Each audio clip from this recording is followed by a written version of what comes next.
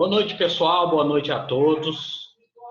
Então, depois de 2 semanas aí sem ter aula, normalmente, até porque a semana passada a gente teve que ficar um pouco, vamos dizer assim, não teve aula por causa de um feriado, né, de um ponto facultativo, mas eu vou relembrar com vocês aqui o que eu estava falando, né, e aí a gente continua. Só o seguinte, só vou fazer um reajuste aqui e a gente continua.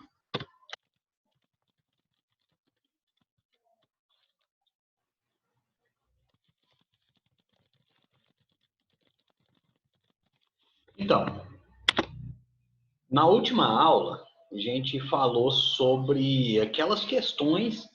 Eu passei para vocês uma questão de uma análise de uma audiência. Como a gente está em questão prática, para a gente o que está importando no momento é esse estudo, esse trabalho das questões práticas, certo?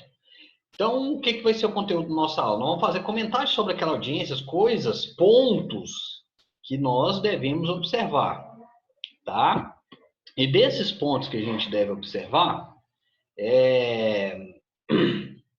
nós vamos fazer verificar algumas circunstâncias, questões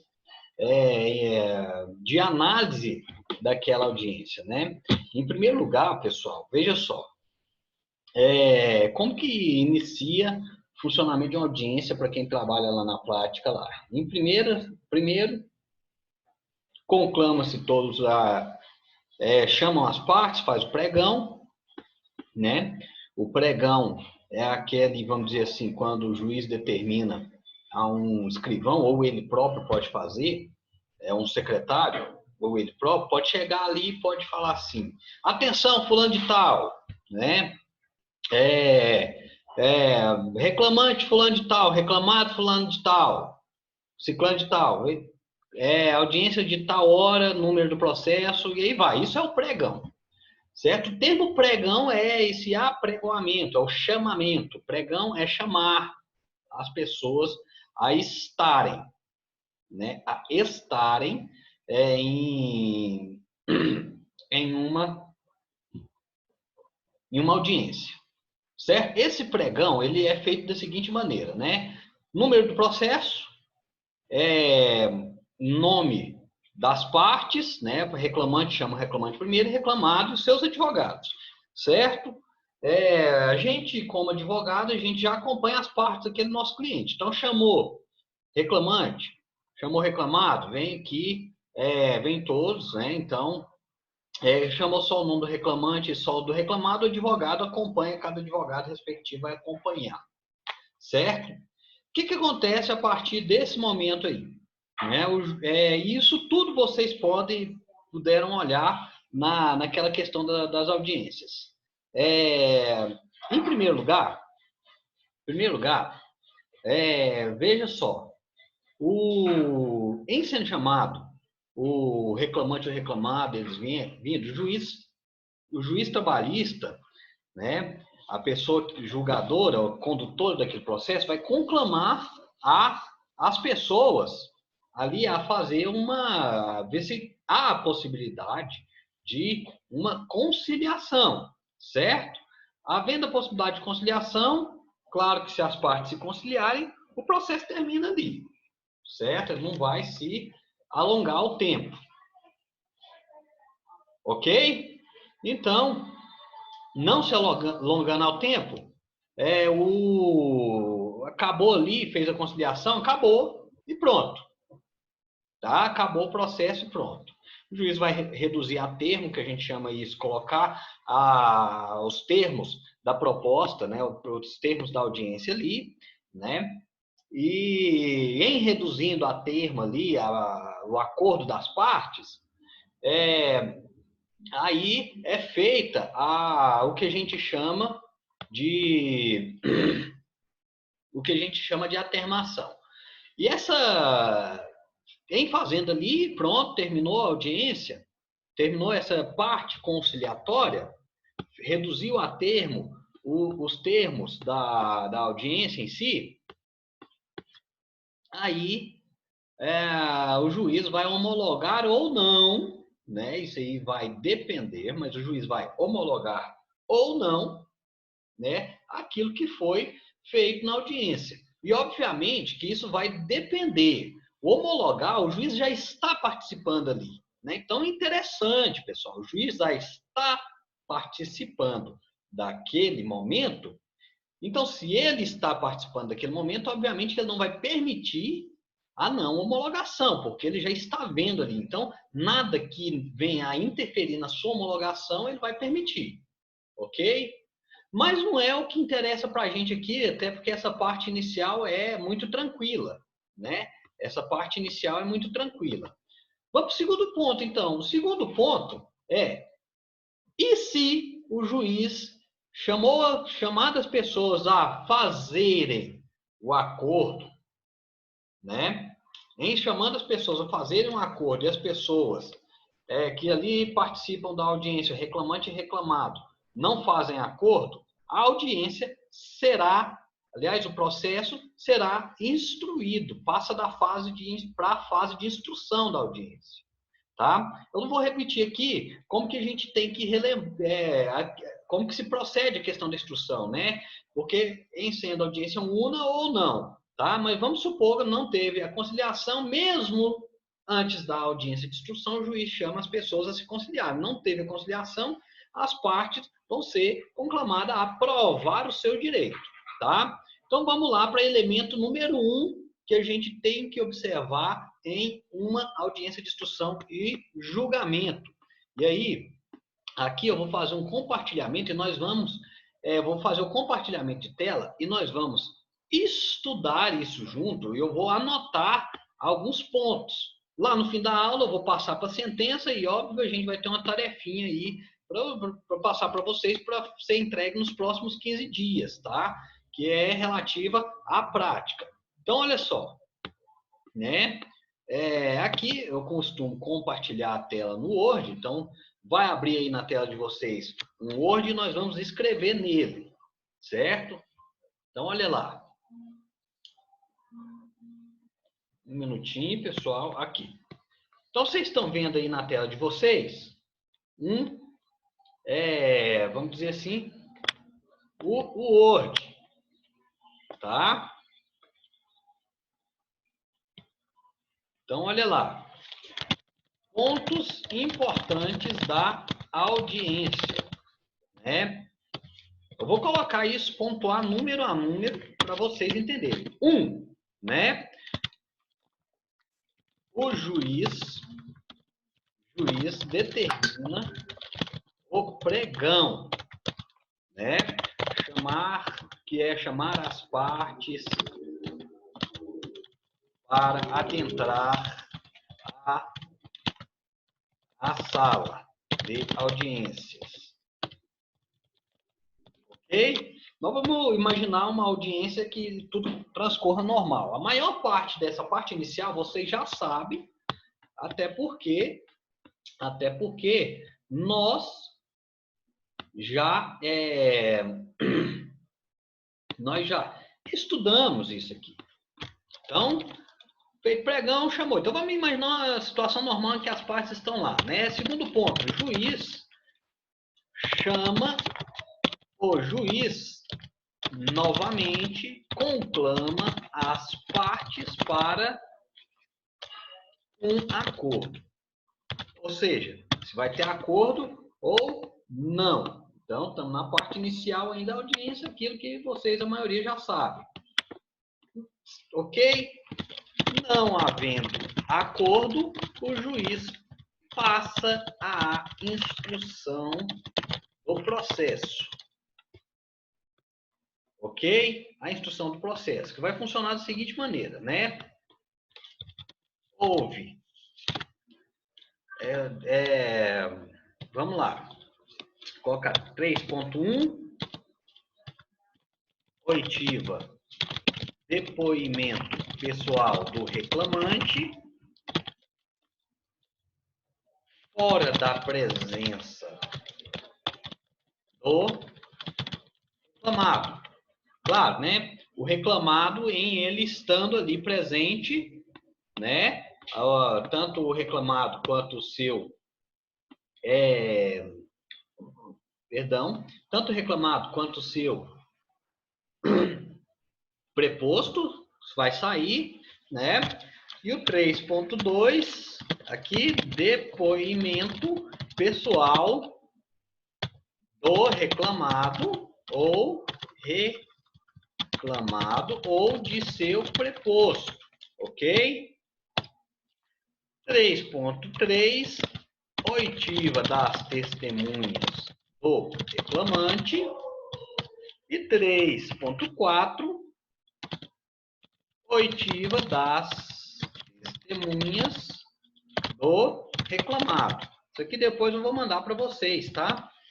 Essa elaboração. Isso aqui são pontos que a gente tem que anotar lá na prática. Vou fazer um recuo aqui, que fica melhor para vocês entenderem, tá? E aí, aqui eu não vou fazer outra observação, não, tá? Mas vamos lembrar. Então, a gente parou aqui na parte inicial, tá? A gente parou na parte inicial da audiência e a gente destrinchou uma audiência inteira, né? Como que ela acontece, certo? E eu passei de propósito para vocês uma audiência simulada para vocês verem como elas ocorrem. Então, para mim, aquela lá foi a melhor audiência simulada que eu já vi, né? Ela foi feita com um juiz mesmo, mas o juiz era professor da universidade e com advogados, né, que também eram professores da faculdade e alunos que eram as partes e testemunhas, certo? Primeiro ponto ali, por que ouvir primeiro o reclamante, o depoimento pessoal do reclamante, né, é ouvido, certo?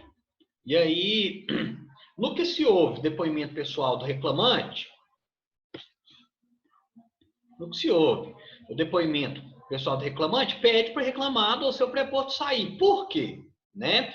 Para evitar que o reclamado macule as provas, certo? Para evitar que o reclamado dê versões diferentes no depoimento. Então, ele não é ouvido.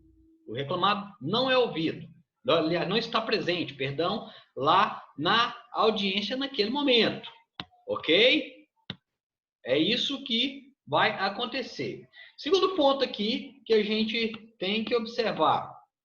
Terminou o depoimento pessoal do reclamante, chama-se o reclamado ou seu preposto que está fora da sala de aula e ele vem para a audiência, certo? Ele vem para a audiência para poder dar o seu depoimento, para ver a sua versão. Detalhe, o que o juiz tem que observar naquele ponto ali? Tudo, né? Ele vai ter que observar de acordo com a inicial e a contestação, certo? O juiz tem que estar preparado para, na audiência, já ter lido a petição inicial e lido a contestação, ok?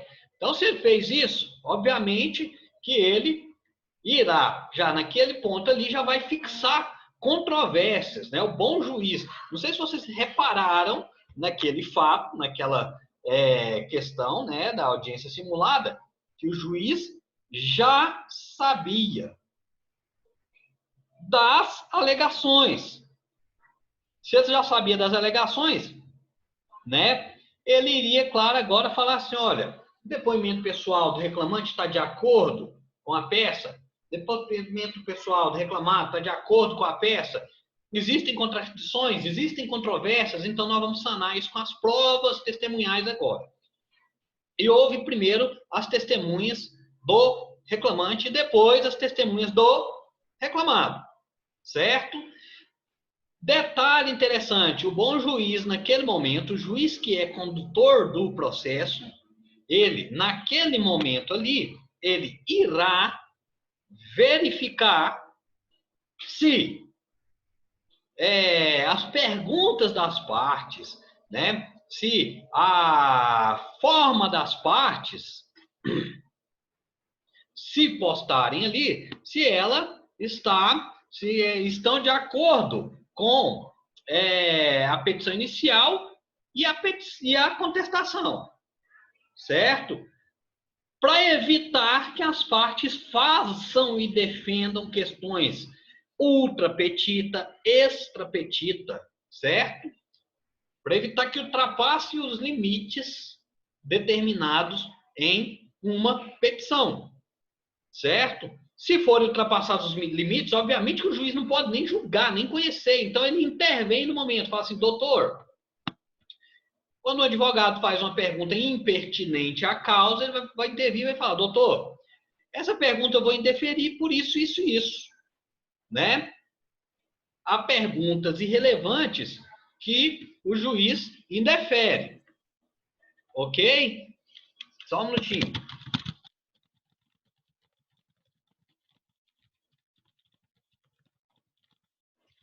Então, vocês puderam observar nessa audiência simulada algumas questões assim, em que o juiz chegou ao ponto de indeferir perguntas. Mas outro ponto, outra questão interessantíssima, outra questão interessante. O juiz tem que estar atento a questões controversas e incontroversas, tá? Se a questão foi incontroversa, ele indefere a pergunta porque ele já entende que aquilo ali já está dentro da causa, que já está provado, que não precisa mais fazer, principalmente se a questão foi incontroversa. O que é que vai definir? O que vai definir para a gente é algo incontroverso? Vai definir se tanto o autor quanto o réu falaram sobre isso no mesmo sentido, certo? Aí isso seria incontroverso. Imagina uma ação em que a petição inicial alega horas extras e o patrão vem e fala, confessa, não, ele realmente tinha horas extras ali, né? Então isso é uma questão incontroversa, que não precisa nem fazer prova, ok? Outra questão, outras questões que a gente chama aí fora do incontrovertido é algo controverso, que é questão que precisa de prova, né? Aquilo que o juiz fala assim, olha, eu vou ouvir as partes para ver quem está dizendo, quem tem a razão das provas dos autos, certo?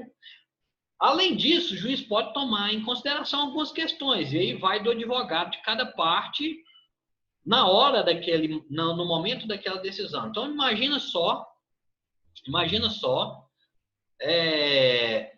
o juiz, numa questão em que ele entende que já está aprovado, uma questão salarial, ele pode pensar o seguinte, imagina só o advogado do reclamante pergunta para o reclamado, né, se ele efetuava o pagamento de salário, né? Ou melhor, por que ele não efetuava o pagamento de salário? Se o juiz falasse, olha, doutor, o juiz pode ter vindo e falar assim, doutor, isso aqui é prova documental, já tem documento nos autos, então vou indeferir sua pergunta, né? O juiz tem que estar sempre atento a isso. A audiência é um exercício de atenção, tá? Tanto do autor, quanto do réu, que é o reclamante, né? Reclamado, tanto do reclamante quanto do reclamado, quanto dos advogados, as questões técnicas. Então, tem que se evitar o contágio, muitas vezes, pelas questões emocionais que envolvem o caso, tá? Pessoal, vou dar uma dicasinha de audiência, né? Essa eu já comecei a fazer né? É o trem mais estranho para as partes e para as pessoas que estão ali. Mas é muito melhor você, advogado, que está numa audiência em que você precisa se desligar um pouco da questão emocional, melhor algumas dicas. Por exemplo, se você chegar numa audiência, é melhor você estar preparado. Se você não conhece o juiz, é melhor você chegar antes e assistir a algumas audiências daquele juiz. Porque se você assiste uma audiência daquele juiz, você sabe como que ele se porta, como que ele decide, o que ele analisa no caso, certo? Então, isso aí, pessoal, olha, esqueça aquele assunto, né? Vamos dizer assim, me perdoem os advogados antigos, né? Mas esqueça aquela questão que o advogado antigo fala, mas eu tenho que ficar do lado do meu cliente. Não, isso daí não. você já tem que estar preparado, e seu cliente já tem que estar preparado antes de vocês irem para a audiência. Tá? Você tem que preparar o seu cliente para ir para lá. E você afirma, olha, é um juiz que eu não conheço, e então eu vou acompanhar a postura dele nas audiências anteriores. Então assista lá eles. Assiste o juiz, porque você vai entender o posicionamento do juiz, a forma de postar, o que ele trabalha ali naquela audiência, como que ele trabalha, certo? Então, isso aí é a dica número 1 que eu dou. Outra questão que é interessante para nós advogados, tá? Isso aqui só tem estudante de direito, né? Não tem cliente. Vamos conversar aqui nós, porque o cliente da gente é distante, ele não sabe do que eu vou passar para vocês aqui. Mas é comum nós advogados estarmos diante de uma causa de patrimônio elevado, em que o risco é grande, que seu cliente pode correr o risco de perder. É comum nós advogados ficarmos nervosos e envolvermos emocionalmente com isso. Então, dica que eu dou, né? Olha só para vocês verem, até eu estou comprando um fone de ouvido pequeno, né, para evitar de usar o grande, né? Mas é melhor você pegar, chegar lá na audiência com um fone de ouvido com uma música boa, que vai te relaxar, vai te pôr seus pensamentos, né? Você vai deixar aquilo ali te relaxar, isso é interessante, tá, pessoal? Psicologicamente, eu estudei questões que envolvem isso na psicologia, e isso é uma técnica que funciona, certo? Isso daí vai evitar que você fique nervoso, certo?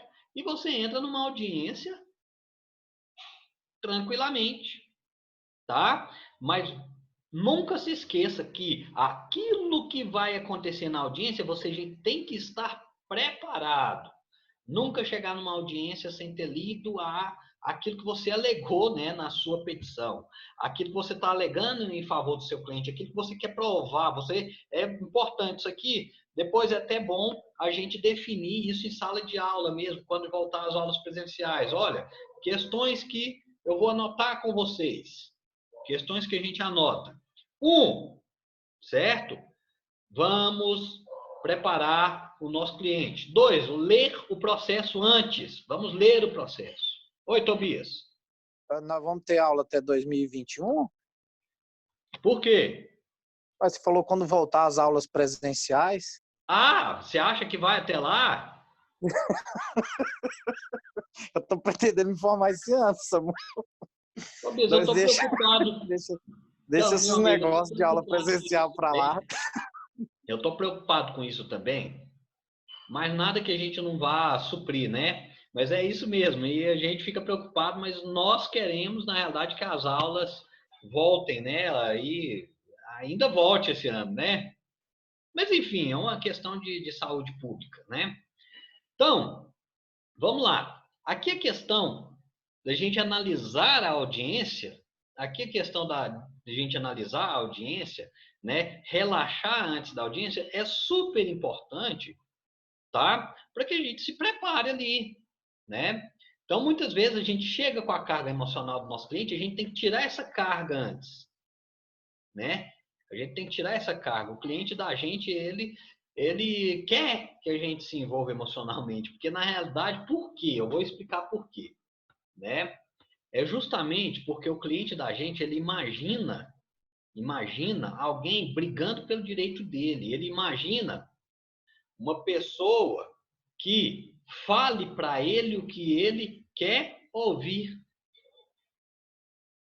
Já pensou? O cliente quer uma pessoa que fala para ele o que quer ouvir. Mas isso é extremamente assim, nós não podemos cair nessa pilha, certo? E aí a concentração, a preparação vem ali.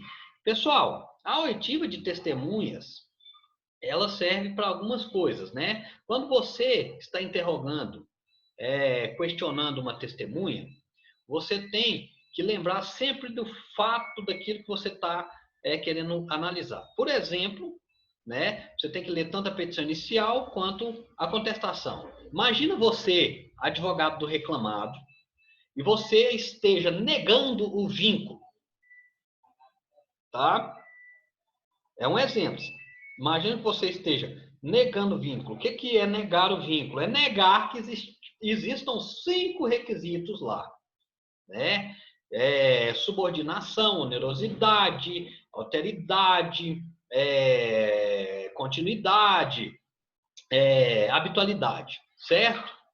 Negar esses requisitos. Então, por exemplo, perguntas que você pode ver. Se você tem como provar que a pessoa não era um trabalho habitual, que ele na realidade era um prestador de serviço contratual, um contrato do direito civil, né? Por exemplo, ele às vezes ia lá para prestar algum serviço que não era próprio da atividade. Você vai perguntar, né? Era comum fulano de tal, né? O reclamante, era comum o reclamante ir na empresa? Você pergunta isso para as testemunhas. Qual era a frequência que esse reclamante ia para a empresa? Tá? Isso aí tem a ver com requisito de vínculo, né? Porque você imagina só, se você pergunta para a testemunha do reclamante mesmo, fala assim, ó, qual que era a frequência que você via ele na empresa? E a testemunha fala para você, ele ia na empresa uma vez a cada 15 dias. Pronto, você não precisa ficar perguntando mais nada. Por que que não precisa? Porque acabou, você tirou o vínculo ali, retirou a habitualidade, certo? Retirou a habitualidade. Ou então, olha outra situação. Você conhecia o reclamante, ele prestava serviço para a empresa apenas ou ele podia prestar para várias outras empresas ao mesmo tempo? Você fala assim, prestava para várias outras empresas ao mesmo tempo. Com que frequência? Ele estava lá na empresa todo dia? Não, ele ia lá quando precisava dele apenas, para prestar serviço lá de tecnologia e de informação, consertar alguns computadores, certo? E você já ouviu falar que ele prestava serviço para outras pessoas na cidade ou ali na região? E se a testemunha vira e fala assim, sim, ele prestava serviço para quem? Ele prestava serviço para fulano de tal, que essa pessoa já me contou, prestava serviço para esse, para aquele. Então você vai quebrando requisitos ali, você vai quebrando as situações e acabou. E aí você não precisa ficar fazendo pergunta, precisa alongar, tá? Não precisa, quando você prova uma coisa, você não precisa provar mais além daquilo que você quer. Tem advogado que às vezes vai para uma audiência e ele quer demonstrar muita credibilidade na sua testemunha e acaba perguntando coisa demais. E a testemunha ele vai se confundir, vai ter alguma resposta que provavelmente não vai ficar ideal, certo? Então, isso daí são pontos da audiência. Agora, voltando lá, né? Aqui eu queria só saber, todos vocês assistiram aquela audiência que eu passei para vocês fazendo um resumo? Tem alguém aí que não assistiu? Se tiver alguém que não assistiu, pessoal, né? Vá lá, assista. Aquilo para mim foi interessante, tá? Aí se você pensar assim, tá? Oi, Bárbara.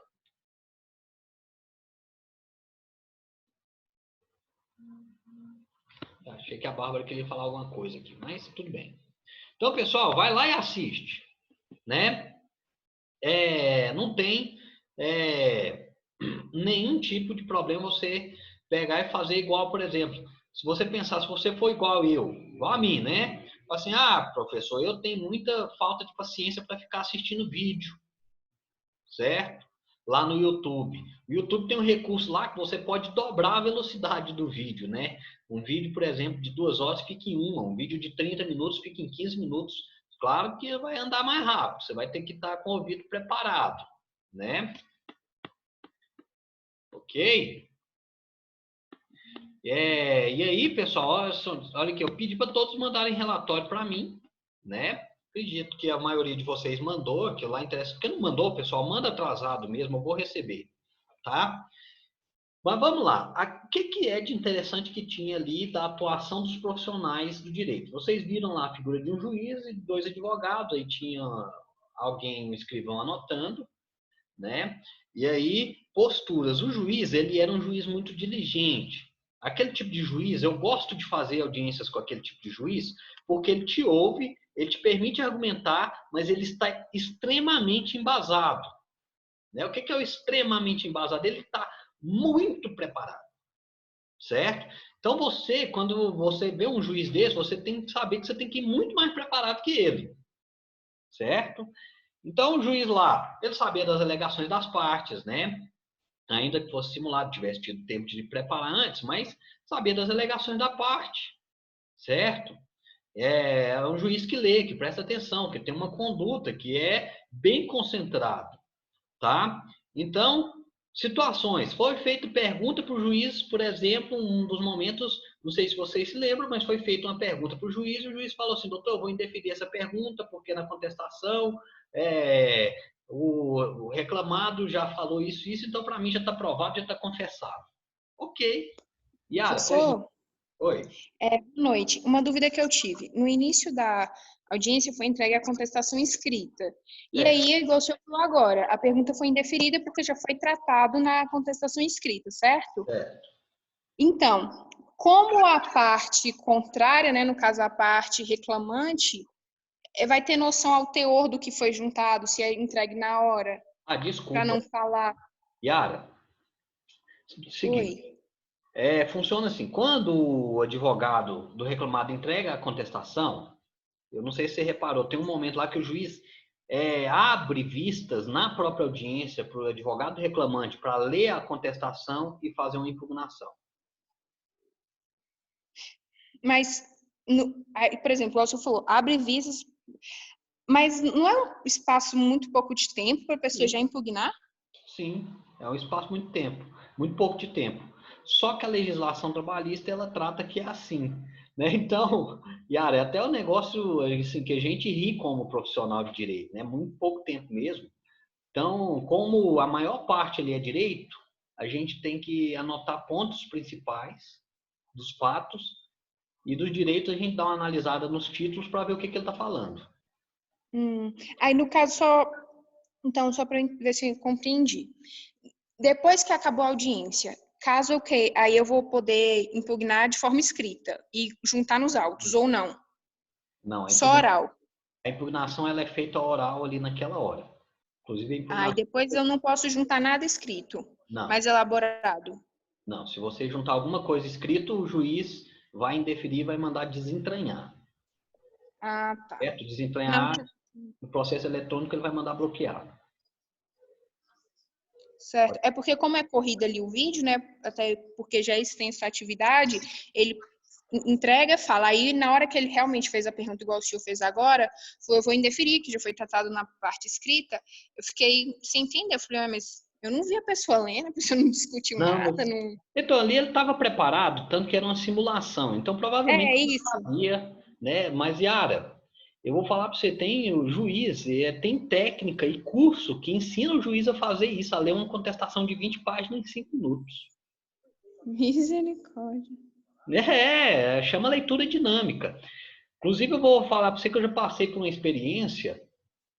Pro meu lado foi agradável na época, mas eu fui numa audiência numa cidade que chama Capão Bonito. Acho que é Capão Bonito, em São Paulo, né? E eu era advogado de reclamado. E aí eu lembro que o juiz falou, que o advogado da outra parte falou, eu entreguei a contestação naquela hora, e o advogado da outra parte foi aberta vista enquanto o cara estava fazendo ali a impugnação, com o processo na mão ali. O juiz até me perguntou se eu podia emprestar a minha via da contestação para ele, uma segunda via que eu tinha lá. Eu emprestei, o juiz leu ao mesmo tempo, né? Depois, quando o advogado entregou lá, fez a impugnação, ele foi e olhou os documentos rapidinho, ele fez isso tão rápido. E aí eu lembro que numa hora, o advogado da outra parte fez uma pergunta e falou assim, doutor, eu não vou deferir. Foi outra situação parecida. Não vou deferir essa pergunta, não vou indeferir ela, porque a parte reclamada, que era eu, já falou assim, assim, assim, assado na contestação. Mas se houver um erro, nesse momento, depois eu posso entrar com recurso, então, para que seja revisto isso aí. Erro de que tipo? Vamos supor que teve a contestação Aquela e pergunta que foi indeferida ali influenciaria na isso questão. e prejudicou, a pessoa ficou prejudicada. Eu não vou poder juntar nada que seja melhor elaborado. Não, Não veja foi bem só. tratado na audiência. Tem uma saída, Yara, tem uma saída, tá? Você está se imaginando advogado naquele momento ali, ok? Isso. Pensa ali. Pensa aqui comigo. sempre que você fizer uma pergunta... Uai, mas, hein, Samuel? Oi. Mas se é incontroverso, não vai prejudicar a Yara. Não, tudo isso bem, que... mas, Tobias... Se é incontroverso, não vai prejudicar. Porque as Tobias, duas partes estão de acordo. Por isso que o juiz, sim, ó, isso claro, aqui é claro. incontroverso.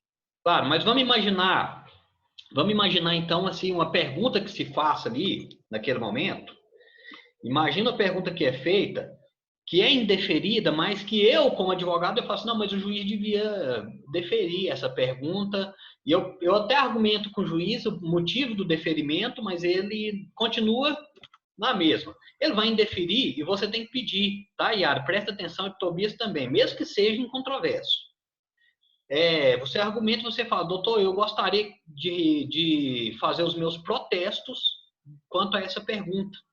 O juiz vai registrar o indeferimento e ele vai abrir os protestos, né? Ele vai explicar, indefiro por isso, isso, isso, isso, pergunta tal. Ele transcreve a sua pergunta e fala, indefiro e registra os protestos do advogado. Para que serve esse registro dos protestos? Para que você recorra no futuro sobre aquilo. Entendeu? Sim.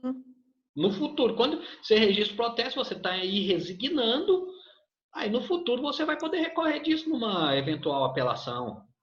Tá, entendi. Não, teve até realmente um momento da audiência que o advogado falou esse negócio de protesto mesmo, mas eu não tinha entendido. Tem sempre que protestar.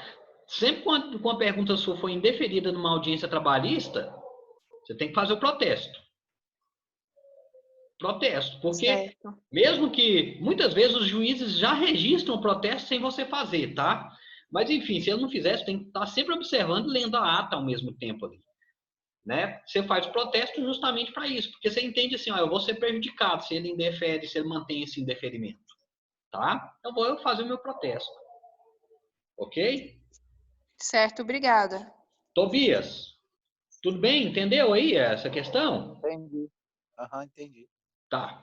Então, beleza. Né? Pouco tempo a gente lida com essa questão, e aí eu vou só fazer uma outra observação quanto àquela audiência, que foi até os próprios professores lá fizeram um registro dessa observação.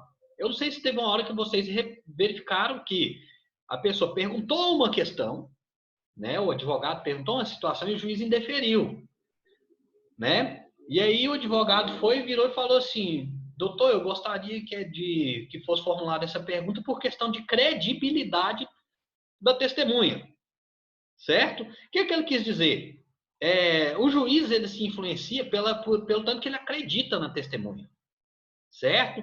Então, muitas vezes, o juiz defere uma pergunta de credibilidade não pelo fato envolvendo ali o processo, mas para verificar se a testemunha não está entrando em contradição, tá? Mesmo que a testemunha já tenha respondido. Só que isso tem que ser justificado. Eu estou perguntando isso por questão de credibilidade da testemunha, né? Imagina só eu apareço lá com a testemunha que possui credibilidade, a outra parte possui testemunha que não possui credibilidade e eu não demonstro isso no momento, tá? Eu não consigo demonstrar isso no momento. Se eu não fizer perguntas para demonstrar essa incredibilidade, né, para verificar essa situação, eu posso acabar tendo prova contra si, tá? E aí tendo pedido sendo indeferido, perdendo a causa, alguma coisa assim, por não ter, vamos dizer assim, apertado a testemunha, tá? Por não ter apertado a testemunha, ok? Então isso ali foi uma situação interessante de registro também. Pessoal, continuando aqui no dinamismo da audiência, certo? No dinamismo da audiência, feitas essas questões, vou só para o último ponto, que é o ponto final da audiência, tá? E aí a gente vai fazer um intervalo e já vamos voltar falando de sentença. Olha só, numa última análise aqui, depois que são feitas todas, depois que são feitas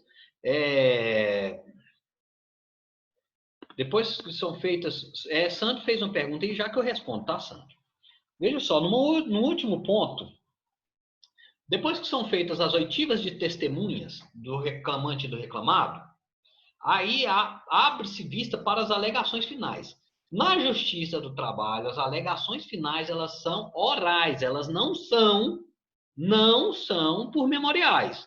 Existe exceção, tem juiz que até dá por memoriais, mas no juízo do trabalho isso é quase impossível acontecer.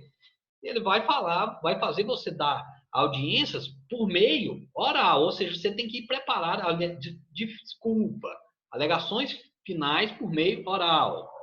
Você tem que estar preparado para falar para o juiz, ok? Para falar, para argumentar com o juiz.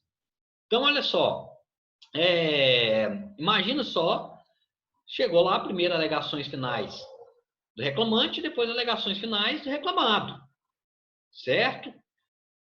Essa situação, essa circunstância, pessoal, fica lá registrado. E o juiz fez uma coisa interessante. Você faz alegações finais para o juiz e ele tem apenas que registrar os pontos que foram alegados, né? Ela é oral, pessoal, é para ele, é direcionado para o juiz, certo? E o juiz anota os pontos ali e ele depois joga na ata de audiência, ele coloca na ata de audiência. Ele não é obrigado a falar literalmente, a escrever literalmente o que o advogado está falando, não, tá? Então, isso aí exige o quê? Poder de síntese. Poder de síntese, tanto do advogado quanto do juiz, mais ainda do juiz sintetizar aquilo que ele ouviu. E ele aterma ali, tá, pessoal? Existe um subterfúgio que chama alegações finais remissivas. Quando a gente fala que tem alegações finais remissivas, são alegações finais que remetem à inicial e à contestação.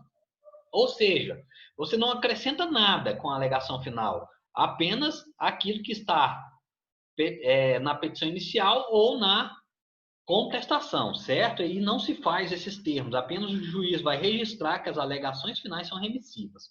Tem juiz que indefere, tá? Alegações finais remissivas. A maioria defere, mas tem juiz que indefere e fala, não, doutor, eu não aceito alegações finais remissivas, você tem que fazer ela aqui para mim, tá? Ok? Então, e eu já vi situação também de advogado pedir para fazer alegações finais memoriais. Eu lembro uma vez que eu fiquei até com dó. O advogado falou assim, doutora, a senhora podia deferir alegações finais por memoriais? Né? O advogado, na realidade, estava até inexperiente. Eu lembro que era uma pessoa que tinha começado a advogar, né? E o juiz falou assim, por mim aqui não tem como não, você faz alegações finais orais ou remissivas. Se você fizer orais, eu fico aqui até meia-noite te ouvindo, mas você vai fazer, entendeu? Então o juiz foi bem ríspido, né, nesse ponto. E eu lembro até que eu acho que no dia foi uma questão de inexperiência ser do advogado, tá? Mas o juiz vai fazer orais. Então, pessoal, aqui eu vou terminar esse conteúdo, vou responder a pergunta do Sandro agora, e já que a gente volta para finalizar com a sentença, tá? O Sandro está perguntando assim, ó, levar um argumento escrito de última hora poderia ser como uma estratégia de reforço a uma tese da petição ou contestação, visto que o tempo é pouco para o advogado da parte assimilar? Santos, você não pode levar qualquer argumento novo de última hora, tá? Certo? Para a petição inicial, para a contestação. Tudo tem que estar dentro da petição inicial e da contestação. O que você pode fazer é reforçar os argumentos de outra forma, mas nas alegações finais orais. Ok? É isso aí. Então, pessoal, daqui 10 minutos nós vamos voltar, eu vou tomar uma água, tá? Vocês também podem ir. Daqui 10 minutos a gente volta, eu mando um outro link, a gente fala de sentença e finaliza a aula por hoje, tá? Até logo.